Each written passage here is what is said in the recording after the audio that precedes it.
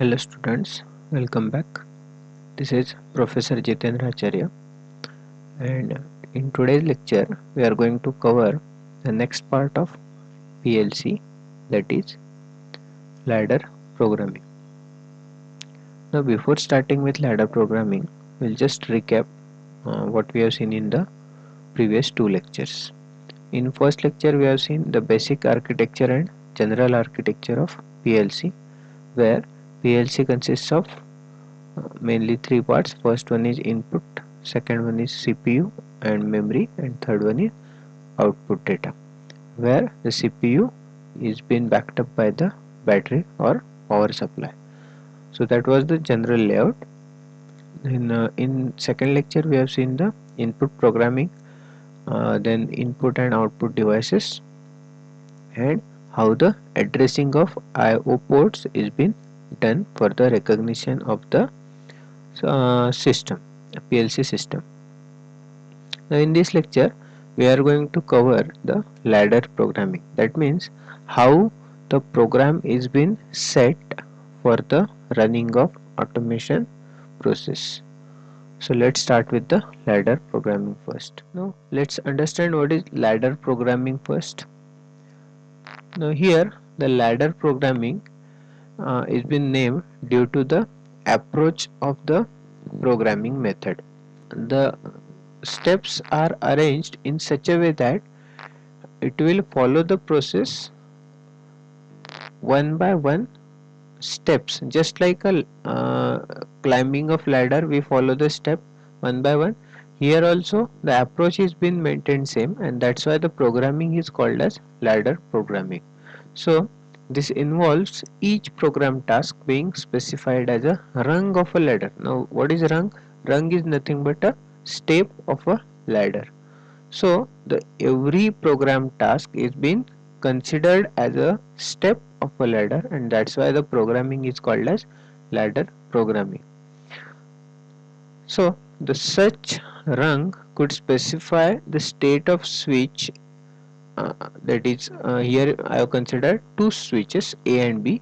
So switch is nothing, limit switch is nothing but the input to be examined, and if as per the condition of the program set, whether A and B, if both are closed, then the output valve, it is solenoid valve here I have considered. So solenoid valve will be energized or it will perform the operation. So this is how the condition is been set for the ladder programming. Then actual programming, if we see how the steps are being followed, then the sequence followed by the PLC while carrying out a program can be summarized as: first it will scan the inputs associated with step 1 of the ladder program, then it will solve the logical operation to be performed in that particular step, then it will set or it will reset the output for that step or rung, then it will move on to the next step or rung and it will repeat the operation. If there is any further step to be followed, then it will again jump on to that next particular step and repeat again steps 1, 2 and 3 and so on. So until and unless we come to the end of the program, each and every step of the ladder program will be scanned one by one, and then the complete PLC will run. So this is how the PLC programming steps can be understood. So PLC then goes back to the beginning of the program and it will again start the next cycle of that particular program. So this is how the programming can be understood. Now the next part is ladder symbols, or how the ladder diagram can be plotted. So these are the symbols where if both the inputs I have considered as two inputs, then if inputs are considered as a contacts and not closed, that means the condition will be like unless and until all the inputs are open, the output will be 0. That means it will not give any output, system will not give any output, and the condition will be like, unless and until all the inputs are closed, you will not get any output. So if this is condition, that means all the inputs are open, then the condition will be called as normally open. So if normally open is the condition, then you have to follow this particular symbol. Then uh, condition will be like, if all the contacts or inputs are closed, then only you will get the output. So if condition is initially, if all the inputs are closed, then the condition is called as normally closed condition, and you have to use this particular symbol. Then the output will be given by this curves, that is two closed brackets, and if there is any special condition, the square or the rectangle is used. So here is example, it is in rung 1 you have only one input and one output. When this particular rung is completed, then it will jump onto the rung number 2, that is step number 2. Then there are two inputs, input 2 and input 3. After completing the operation on this particular step, you will get the output B. Then it will move on to the rung 3, where input 4 and 5 are connected in parallel to each other, and based on the logic that to be followed, you will get the output C. Now after rung 3 you will come to the end of the program. So this is how the ladder programming is been set up. So PLC programming based on the use of ladder diagrams involves writing of a program in a similar manner, just like we draw a switching circuit diagram. Then the ladder diagram consists of two vertical lines representing the power rails. That means, just like I have said, the normally open or normally closed condition, that is the power rail, and circuits are connected in the horizontal line, that is the rungs of the ladder between the two verticals. Then this particular figure that we have discussed is showing us the basic standard symbols that are used for examples of rungs in the ladder diagram. In drawing the circuit line for a rung, inputs must always precede the outputs, and there must be at least one output on each line. So simply you cannot place all the inputs on a single rung. For every particular rung, after input there has to be a output, then only it will jump to the next rung. Each rung must start with an input or a series of inputs and end with an output. Then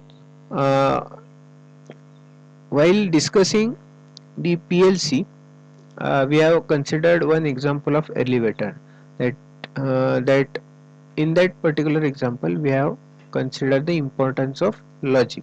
So what are the different logic functions or operations that we'll see?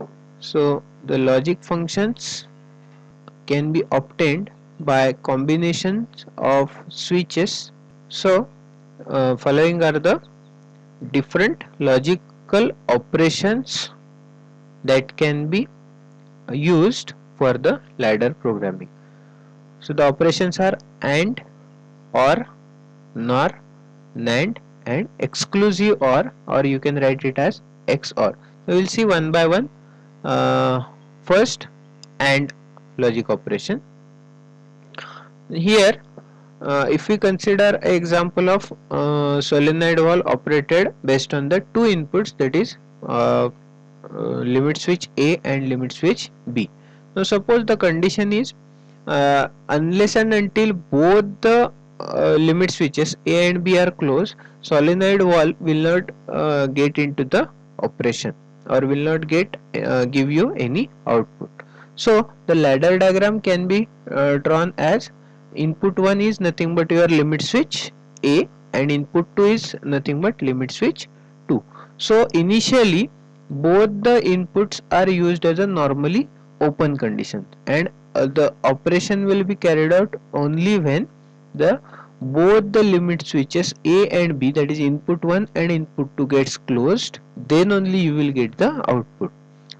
You cannot say that simply A is closed and B is open, then also you will get output. That is not the condition.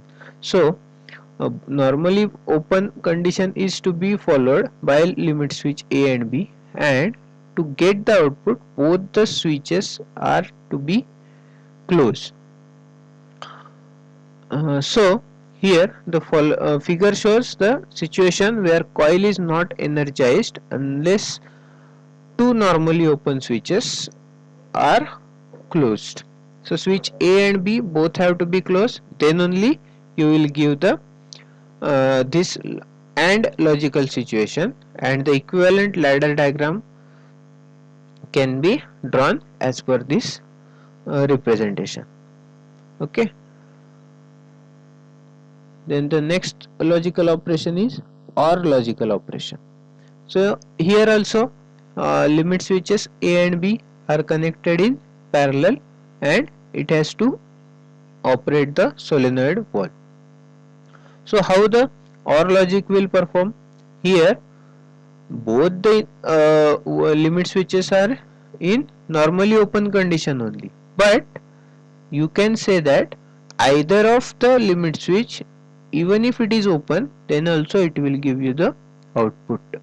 So equivalent ladder diagram, which is starting with the normally open condition limit switch A, and it is connected in parallel with the limit switch B, which is denoted by normally open input 2, and if input A or input 2, either of one input is open or it is working, then also it will give you the output, and the after giving you the output, the line or the operation will be terminated.